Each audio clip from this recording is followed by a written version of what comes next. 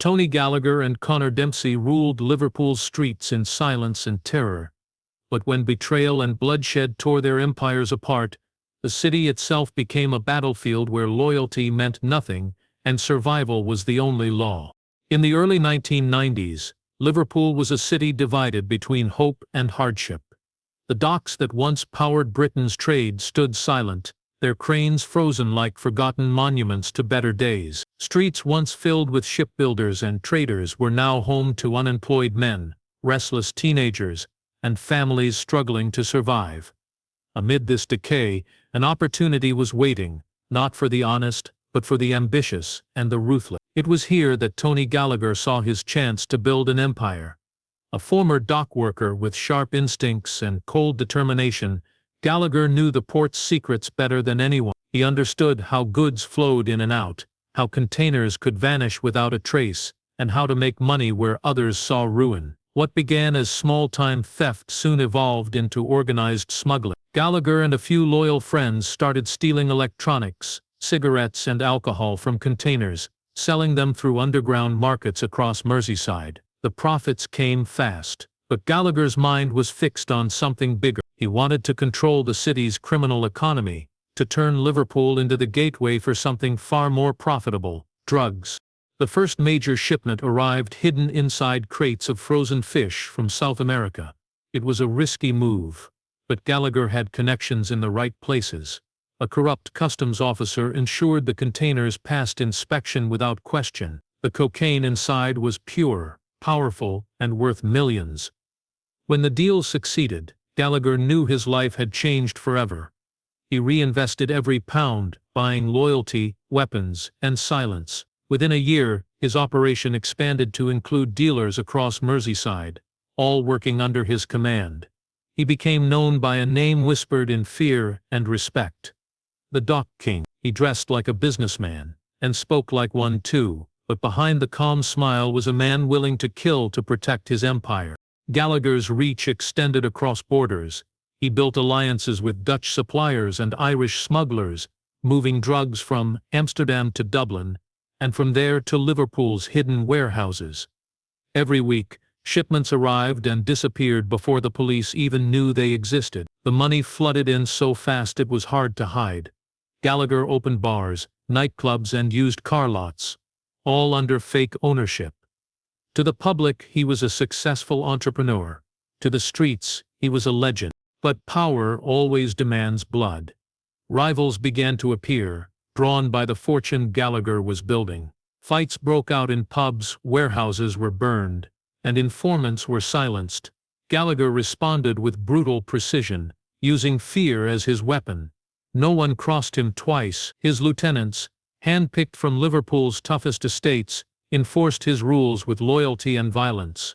By the end of the decade, Gallagher controlled the docks, the drugs, and the streets. Liverpool had found its king, but his throne was built on secrets, betrayal, and blood. The police knew something dangerous was growing in the shadows, yet no one could touch him. Gallagher was untouchable, invisible, and always one step ahead. What no one knew then was that his empire, born from the ruins of a broken city, would soon drag Liverpool into one of the darkest chapters in British criminal history. By the mid-1990s, Tony Gallagher's grip on Liverpool's criminal world was absolute. His men controlled the docks, the streets, and the flow of drugs through the city. For a while it seemed nothing could threaten his empire. But power never lasts without enemies, and in the shadows others were plotting. The Murphy brothers, a trio of hardened gangsters from Toxteth, had grown tired of Gallagher's dominance. They wanted a share of the lucrative trade and believed they could muscle in on his territory. The Murphys were reckless, unpredictable, and hungry for control. Their attempt to challenge Gallagher would ignite a bloody war that turned Liverpool's underworld into a battlefield. It started with a robbery. One of Gallagher's shipments vanished from the docks. Millions of pounds worth of cocaine gone without a trace. At first, Gallagher thought it was a mistake, maybe a customs intervention. But when whispers reached him that the Murphys had been celebrating their sudden wealth, he knew the truth. Retaliation was swift. Within days, one of the Murphy brothers' warehouses went up in flames. the fire lighting up the night sky over Merseyside. It was Gallagher's warning, a message written in smoke and ash. The Murphys refused to back down. They struck back with gunfire, targeting one of Gallagher's senior men outside a nightclub in Bootle. The man didn't survive. It was now open war. The violence spiraled quickly, spreading fear across the city. Drive-by shootings, car bombings, and disappearances became common. The streets of Liverpool turned into a silent war zone, with ordinary people trapped in the crossfire. The police struggled to contain the chaos, launching a massive crackdown dubbed Operation Tide, but they were always 2 steps behind. Gallagher's influence ran deep, and he had friends in places meant to stop him. Every raid, every planned arrest, seemed to fail before it even began. Then came the moment that cemented Gallagher's reputation as the most feared man in Liverpool. The youngest Murphy brother, Danny, was found floating in the River Mersey. Chains weighed his body down, but the message was clear. Gallagher was sending a warning to anyone who dared challenge him. The murder terrified the underworld. The remaining Murphy brothers fled to Spain, disappearing overnight, leaving their men scattered and demoralized. Gallagher had won the war, but the cost was high. His empire was stronger than ever. Yet blood had soaked its foundation. For the people of Liverpool, the violence left scars that wouldn't fade. Fear ruled the streets, and no one spoke openly about what was happening. Businesses paid protection fees to Gallagher's men, and anyone who refused simply disappeared. The police intensified their operations, determined to take him down, but Gallagher's network of informants kept him untouchable. He knew when to vanish, when to move shipments, and when to silence a threat. By the late 1990s, Gallagher had transformed from a smuggler into something far more dangerous, a criminal warlord. He ruled the docks through fear and loyalty, his enemies buried beneath the waters of the Mersey. But as the city tried to heal from the bloodshed, a darker truth began to emerge. Power, once taken, always invites betrayal. And for Gallagher, the next threat would not come from the streets, it would rise from within his own empire. By the early 2000s, Tony Gallagher's empire was operating like a well-oiled machine. The chaos of the past years had settled, and in its place stood a criminal network that reached from Liverpool's docklands to the shores of Spain. Gallagher no longer needed to get his hands dirty. He had lieutenants, accountants, and loyal enforcers running his operations, while he played the part of a legitimate businessman. His pubs, car dealerships, and construction companies were fronts for one of the most sophisticated money laundering schemes in the country. Every brick, every pint poured, and every car sold hid the flow of millions in drug money. Gallagher had become more cautious, but also more powerful. His men imported cocaine through the docks using legitimate shipping manifests, hiding the drugs inside machinery, frozen goods, or hidden compartments of cargo containers. The scale was staggering, dozens of shipments every month, and hardly any intercepted. He built secret storage units across Merseyside and used couriers to distribute the drugs across the UK. His network wasn't just about money, it was about control. Dealers who worked for him were bound by fear, loyalty, and debt. Anyone who tried to break away faced brutal consequences. Gallagher's rule was silent but absolute. The wealth transformed him. He moved his family into a secluded mansion outside the city, far from the streets that had made him rich. He began investing in overseas properties and built ties with Spanish and Dutch traffickers. Liverpool became the central hub for his European supply line. A port city once famous for trade, now known quietly as the entry point for Britain's cocaine market. Gallagher was smart enough to avoid public attention. He dressed modestly, avoided flashy cars, and donated to local charities to polish his image. Yet those who knew him understood the truth. Behind his calm exterior was a man who would destroy anyone threatening his empire. His closest associates were men like Paul the Fixer Naylor and Liam Hunt, both former small-time criminals who owed their success to Gallagher.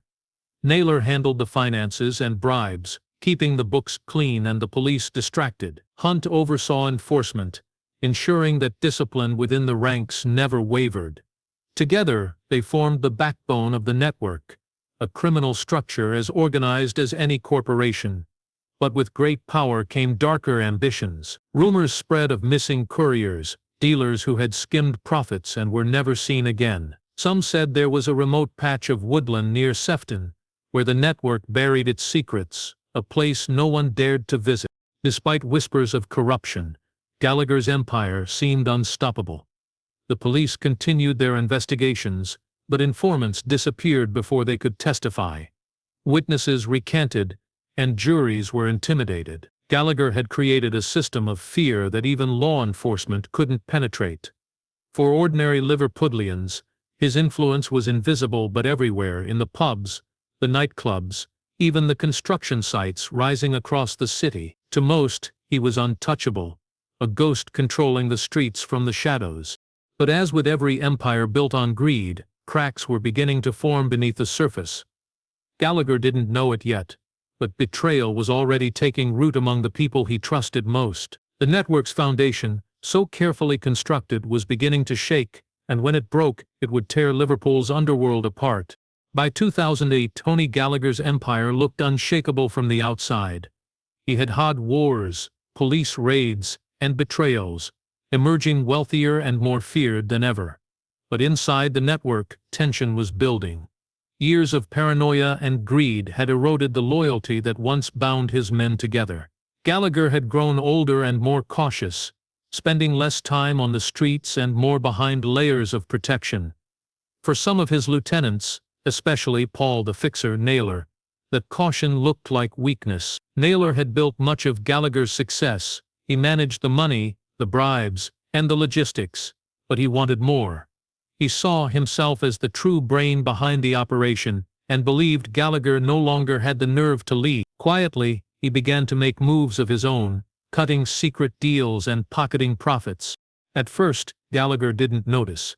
He trusted Naylor more than anyone, relying on him to keep the operation running smoothly. But whispers started to reach him from the streets, rumors of shipments being redirected, of money vanishing without explanation. Gallagher's instincts told him something was wrong. He ordered a quiet investigation, following the money trail that led directly to Naylor. When the truth came out, Gallagher was furious. To him, betrayal was worse than any police threat. He planned to deal with it the way he always had, quietly and permanently. But Naylor was one step ahead. On a stormy night in early winter, Gallagher's convoy was ambushed on a deserted road near the docks. The attackers came out of nowhere, armed and precise. Bullets ripped through the darkness, shattering the calm. Gallagher's driver died instantly, and two of his guards barely escaped. Gallagher himself was hit but survived by luck, dragged from the wreckage by one of his loyal men. The city woke the next morning to the news that the Dock King had been attacked, and speculation spread like wildfire. Some blamed rival gangs, others thought it was a message from abroad, but those closest to the truth knew it was an inside job. The attack marked the beginning of the end. The network split into two, those still loyal to Gallagher and those vasing with Naylor, who declared himself the rightful heir to the empire. What followed was chaos. Drug routes were disrupted, safe houses raided, and trusted lieutenants turned against each other. Shootings erupted across Liverpool, from Bootle to Enfield. Ordinary people learned to stay indoors after dark, knowing the city had become a war zone again. Gallagher, weakened but determined, struck back with brutal precision. Naylor's associates started disappearing one by one. Bodies turned up in canals, alleyways, and burned-out cars. The old rules of silence and loyalty were gone. It was now a war of survival. For Gallagher, it was about more than money. It was about reclaiming his crown. But every victory came with new enemies, and every act of revenge drew more police attention. By the end of the year, the once unified network was collapsing. Gallagher's paranoia consumed him, forcing him deeper into hiding. Naylor, meanwhile, tightened his control over what was left of the organization, presenting himself as a modern boss who would rebuild Liverpool's criminal world in his image. What neither man realized was that the bloodshed had attracted more attention than ever before. The authorities were closing in, and both Gallagher and Naylor were too blinded by vengeance to see it. The empire that once ruled Liverpool's streets was beginning to crumble from within, eaten alive by betrayal, greed, and the ghosts of loyalty long forgotten. By 2010, the Liverpool underworld had changed beyond recognition. The old rules of loyalty and respect that once kept order were gone, replaced by chaos and ambition. The city's criminal network had splintered after the war between Tony Gallagher and Paul Naylor, leaving a vacuum that younger, more ruthless men were eager to fill.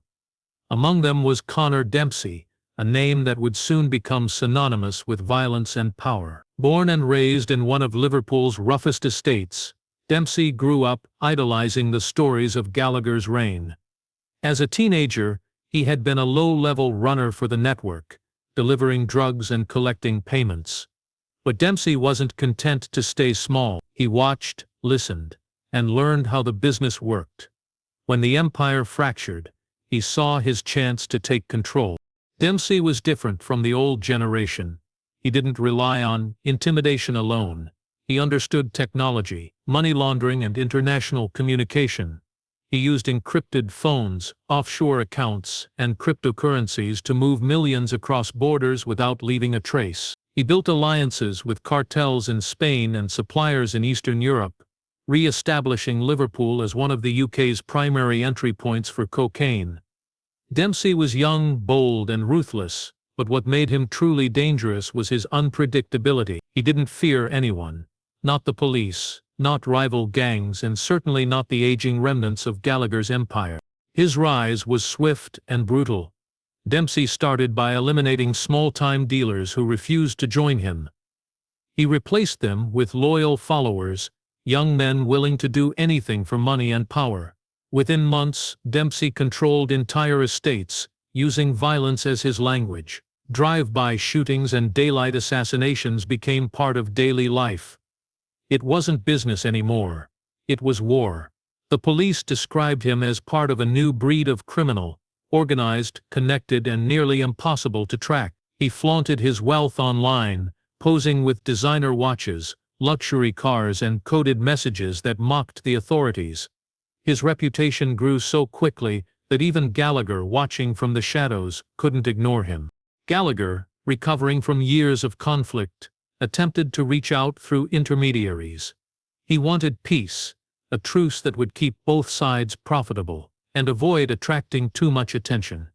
But Dempsey wasn't interested in compromise. He saw Gallagher as a relic, a man clinging to a dying legacy. When Gallagher's men tried to broker talks, Dempsey sent back a silent message, a shipment burned to ash and left at the docks. To him there was no room for the old guard. It was his city now. The violence that followed was unlike anything Liverpool had seen before. Dempsey's gang operated like a paramilitary force, striking fast and disappearing before police could respond. Streets once ruled by fear of Gallagher now belonged to Dempsey, whose influence stretched beyond the city and into neighboring regions. Yet with every step he took, his ambition drew more attention from law enforcement. The National Crime Agency began mapping his connections, tracking encrypted messages and tracing financial trails. Still, Dempsey remained untouchable, protected by layers of loyalty and fear. For Liverpool, it was a new era of blood and power. One led not by men who remembered the old ways, but by a generation raised on violence, greed, and the promise of digital anonymity. Gallagher had built an empire through cunning and discipline. Dempsey was building his through terror. And in the dark corners of the city, whispers began to grow that something bigger was coming, something that would bring both men, old and new, to their knees. In 2013, Liverpool's underworld was gripped by fear and confusion. For the first time in years, it wasn't a rival gang or police raid causing the panic, it was a ghost. Someone within the criminal network had started feeding information to the National Crime Agency, leaking details about drug shipments, safe houses, and money laundering routes. The informant was known only by one name, Echo. No one knew who Echo was, but their information was precise, devastating, and deadly for those it exposed. One by one, Gallagher's remaining lieutenants and Dempsey's newly rising enforcers were arrested in coordinated raids. Drugs worth millions were seized, and several of the network's secret stash houses were uncovered in a matter of weeks. It was as if someone had a map of every hidden corner of Liverpool's underworld. The paranoia spread like a virus. Gallagher, still operating quietly after surviving years of war, became obsessed with finding the traitor. Dempsey, who had risen to near total control of the city's drug trade, grew equally paranoid. He believed Gallagher's people were working with the authorities to destroy him. Both sides launched their own internal purges. Suspected informants were dragged into warehouses, tortured for information, and never seen again. But the leaks didn't stop. Each new arrest drove both men deeper into suspicion and isolation. The streets grew quieter, but the tension underneath was suffocating. Then came a series of coordinated police operations across Merseyside, Manchester, and Spain. Dozens of arrests, millions seized, and several of Dempsey's closest partners captured in a single night. The scale of it stunned even veteran officers. Someone on the inside was feeding the police everything. The criminal world was in chaos. Gallagher's once loyal inner circle turned against each other, and Dempsey's men began fleeing the country. Liverpool's criminal empire, once untouchable, was imploding from within. Weeks later, the truth surfaced, and it shocked everyone. Echo was none other than Paul, the fixer Naylor, the same man who had once betrayed Gallagher years earlier and vanished after the ambush that nearly killed him. Naylor had faked his own death, fled abroad, and lived under a false identity. But rather than disappearing forever, he had struck a deal with the authorities. In exchange for immunity and protection, Naylor provided years' worth of inside knowledge, detailed routes, offshore accounts, coded communications, and the hierarchy of the Liverpool underworld. Every move he made was designed to bring down both Gallagher and Dempsey, the two men who had left him for dead. When Gallagher learned the truth, he was said to have smashed everything in reach, screaming that the network had been poisoned from its core. Dempsey, furious and humiliated, swore revenge, but he couldn't strike back.